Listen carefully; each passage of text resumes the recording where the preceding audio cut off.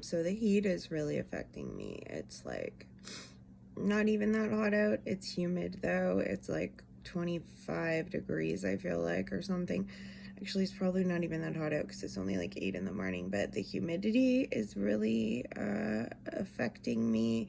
And I know it's gonna rain maybe today or tomorrow, so then I might feel better. But I often get these headaches when it's gonna rain, and I've had these headaches when it's gonna rain for years. But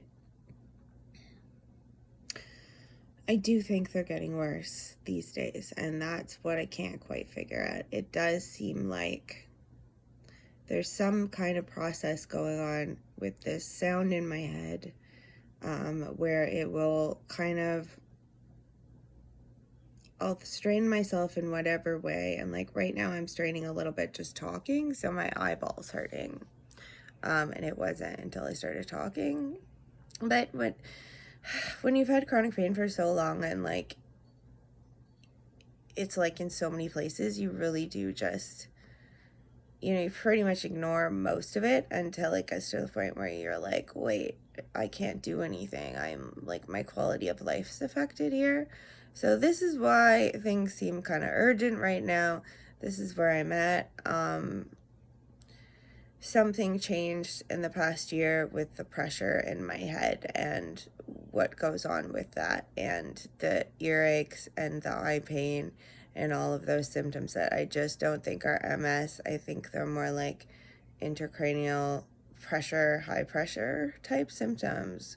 Sometimes I think that I have low pressure type symptoms, but I don't even really understand the difference. So I did have a surgery out of country years ago, so now I have to pay out of pocket again to talk to that guy because nobody in Canada nobody wants to deal with me now because I've gone out of the system. So yes, I'm blacklisted. So there's that. And I'm just here to keep track of my symptoms. This is like a pretty typical morning, especially when it's kind of crappy out. And I don't think I did anything in particular to strain yesterday. I did like a few small chores, but like not enough to keep on top of the housework. And so it's frustrating. And and my hearing aids broke yesterday. So anyway, I just have so many things I have to do, and it's so hard to do them. And that's why I'm in this bind, and that's why I'm making these videos. So one thing I want to talk about though is something that's changed in the last while. And this sort of relates to the Seroquel, and so there's sort of two things going on right now, and that sucks. I've been taking Seroquel on and off for 10 years, but I don't really know how much time I've spent off and how much time I've spent on it, because I never really paid that much attention to it, because I never really considered the effects of it. But as soon as I increased the dose from 25 to 50 milligrams, I noticed just so many side effects, really scary side effects. Some I haven't even mentioned. Like one of the weird things is like for those days, there was a couple times where I cut myself and the way I bled was different. It was like watery blood, when normally my blood is like, I actually have a platelet disorder, so it's usually different. Anyway, so that's weird. And then, it just really, really, really elevated my resting heart rate. And then now I've realized it's been doing that this whole time. The whole time I've been on it, it elevates my resting heart rate. It kind of always seems to elevate my resting heart rate. So the fact that it's used as a sleep aid, but it elevates my resting heart rate, is pretty counterintuitive. So when I was sleeping with it, I wasn't getting good sleep. And I found out the other day that it can lower your white blood cells, and a lot of medication actually can do that. And wow, there's just so many precautions and side effects listed I can find of Seroquel, and I thought my MS meds had a lot of side effects. So anyway, so now I've stopped both of those things. The only thing I'm on is beta blockers.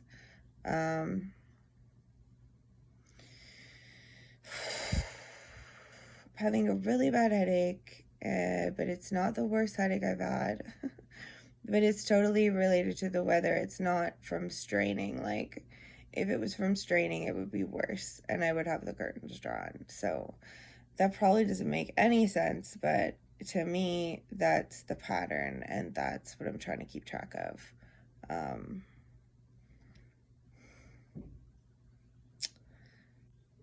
Like, yes, I do have a headache every day.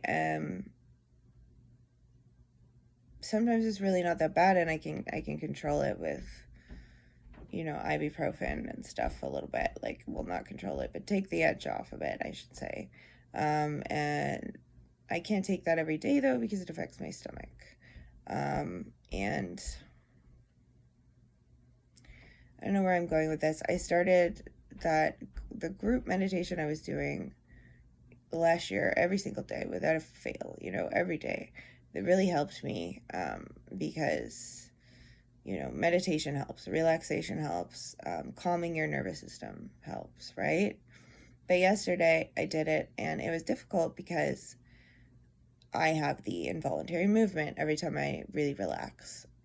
So my body would start jerking every time I would relax. So I still did it and got through it, but that's what makes it so hard. So again, that's something I've always had, or at least since like 2010. But when I had surgery, it got so much better that I stopped taking Seroquel for it, the convulsions. I don't think I should have been taking Seroquel for convulsions ever. I remember trying a different anticonvulsant, and I can't remember what it was, and I had side effects from that too, but they were like gastro side effects. So I didn't continue that. And then because the surgery had helped, and now for some reason I'm just having these episodes that are not MS events, even though I do have MS, and maybe someone with MS might think that's what this is, but it's not. It's just like, yes, super bad migraines that are related to the tachycardia, that are related to standing up for too long, that are related to the weather. So it makes sense to have intracranial pressure issues when you already have a Chiari malformation, when you already have EDS. Like, I know I already have this. It's just that the surgery I had in 2014, put a Band-Aid on it enough that it was functional. I was pretty functional for a while in that sense, like in terms of just the pain in my head and how well my brain fluid was flowing and stuff. So now I don't really know because no one's checked it, because I live in a different country than my surgeon, and it costs money, and I'm still paying off the surgery from last time. And as my health problems have arose, they haven't really seemed like they're necessarily related to everything else. So my doctor, the doctors I have in Ontario will just refer me to other doctors in Ontario, and then I end up, it's just going around and around in circles and getting passed from one doctor to another because they really don't like my history. They really don't like it. They don't like that I couldn't find someone here that I felt confident in, and I went out of country. There literally is no one here who does these surgeries. Around the time when I got the surgery in Ontario, I'm not going to name this doctor because, it might trigger someone that's watching, honestly. But I'll describe this situation because it's unbelievable. So there was a doctor in Ontario years ago, around the time I had surgery, who I may have eventually gotten referred to if I would have stuck in the system, but if I didn't feel like I was just going to die if I didn't go get the surgery out of country, because it really felt like I was passing a point of no return. And if I didn't get it soon, it just wasn't going to help. Like, it was going to be too late. That's what it felt like at the time. So, around that time, there was another doctor in Ontario training to do these surgeries, and there isn't one now. So that doctor who was training to do these surgeries and did them on a few people and did some other related ones on a few people I know, well, he murdered his wife and he's in jail now. And the way he murdered his wife is terrifying. So, that's really sad. That doesn't do much for our cause in terms of just credibility and stuff, because the one guy who believed in us and patients like me is in jail now for a very serious, really scary crime. So I don't know. That upsets me, and that wasn't even my surgeon. So, but my surgeon is behind a paywall, behind borders. Anyway, it's tough. So I'm just getting through it, and I'm just trying to survive like this. And sometimes it's like, it just feels like it's not survivable, because I can't take care of just the basic things. I can't. When I had the dog, I was pushing myself I was really focused on her, and I loved her so much. I love her so much. And she was ill for a while, so I was very, very focused on trying to make her life as good as possible. And then I was having flares during that time, but I just waited for them to go away or get better, and they did eventually. But now I'm getting them more frequent and for longer, these flares, where I just feel like shit. And I'm not even having one right now. I would consider this head pain that I can talk through, that I just don't enjoy, that I can't sit up, whatever. I would consider this like kind of regular for me for a very long time, before surgery, after surgery, for a very long time, just because of variability in weather. And so that's like the pressure in my head. So good thing I stopped Seroquel, because it can affect the pressure in your head, especially if you've been on it long term. And I didn't know that. So there's all these little pieces to the puzzle, and I'm not mentioning nearly half of them right now, but